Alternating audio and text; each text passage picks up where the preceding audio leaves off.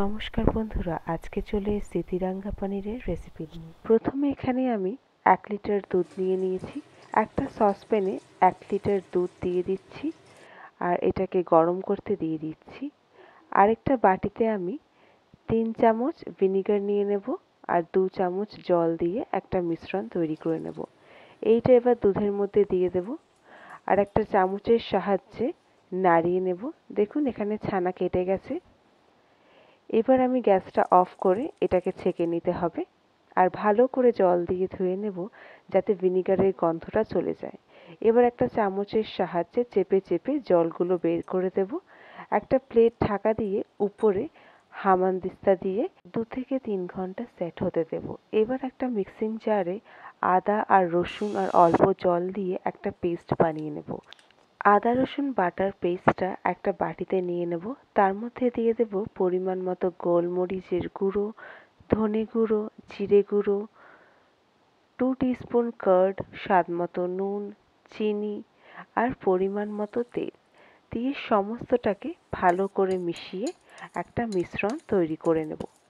এবার এই মিশ্রণটাকে আমি 3টে ভাগে ভাগ করে নেব। ইকুয়ালি 3টে বাটিতে আমি দিয়ে দিচ্ছি। আর ওইদিকে 2-3 ঘন্টা হয়ে গেছে, আমার পনিরটা সেট হয়ে গেছে। এটাকে এবার কিউব করে কেটে নিতে হবে। দেখুন কত সুন্দর তৈরি হয়েছে বাড়ির পনির। আপনারা চাইলে দোকানের কেনা পনিরও ব্যবহার করতে পারেন। এবার প্রতিটা বাটিতে 3টে করে পনিরের টুকরো দিয়ে দেব। দিয়ে সমস্তটাকে ভালো করে একটা চামচের সাহায্যে মিশিয়ে নেব, পনিরের গায়ে ভালো করে মাখিয়ে নেব। তারপর ঢাকা দিয়ে 30 মিনিট ম্যারিনেট করতে দেব। আপনারা এটাকে ফ্রিজেও ম্যারিনেট করতে পারেন। এবার একটা বাটিতে জল নিয়ে গরম করে দেব। তাতে দিয়ে দেব অল্প একটু জাফরান আর হলুদ গুঁড়ো আর লঙ্কা গুঁড়ো দিয়ে সমস্তটাকে একটা চামচের সাহায্যে মিশিয়ে নেব। এটাতে স্যাফরন কালারটা আসবে। এবার আমি এটাকে একটা বাটিতে পনিরের মিশ্রণের সাথে মিক্স করে দেব। দেখুন কি সুন্দর স্যাফরন কালারটা চলে আসছে। ভালো করে পনিরের সাথে এটাকে মাখিয়ে দেব। এবার আরেকটা পনিরের মিশ্রণে আমি অ্যাড করে দেব দই আর গ্রেট করে চিজ দিয়ে দেব। এটা সাদা পনিরের মিশ্রণটা তৈরি করছি। অনেকটা পরিমাণ গ্রেট করে মজরেলা চিজ দিয়ে দিলাম। এবার আমি সবুজ মিশ্রণটা বানাবো। একটা মিক্সিং জারে পরিমাণ মতো ধনেপাতা আর কাঁচা লঙ্কা আর লেবুর রস দিয়ে একটা মিশ্রণ তৈরি করে নেব।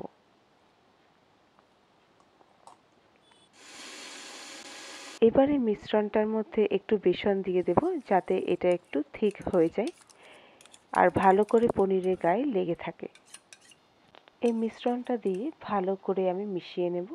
দেখুন আমার 3টে রঙের মিশ্রণ তৈরি হয়ে গেছে, স্যাফরন, সাদা আর সবুজ। এবার একটা তাওয়া নিয়ে নেব।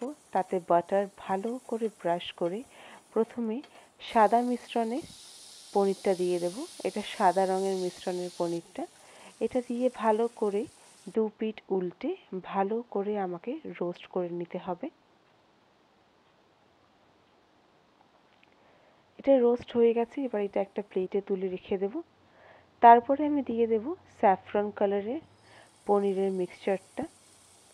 3টে পনিরের কিউব দিয়ে ভালো করে উল্টে পাল্টে রোস্ট করে নেব।